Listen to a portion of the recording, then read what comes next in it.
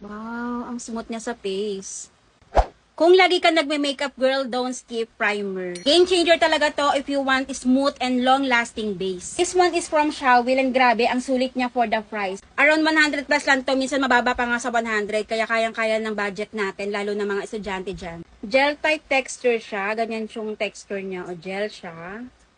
And then mabango din siya ha. Hindi siya naman yung matapang na amoy. Ganda nga itong gamitin lalo na kapag yung mukha natin is maraming pores. So, maglalagay mo tayo ng primer bago tayo mag-apply ng mga makeup natin. So, ganyan siya. Wow, ang smooth niya sa face.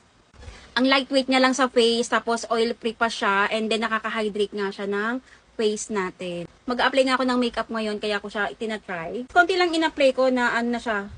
Nailagay ko na siya buong face ko. Talaga matipid siya gamitin.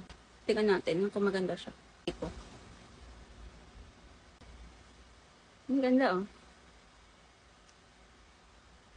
Naging smooth yung pag-ano ko ng foundation. If you're looking for affordable primer na hydrating, long wearing at pang smooth ng base, go from this one from Shawil. Maganda rin yung mga iba nilang cosmetic products. And now, this primer is my new fave.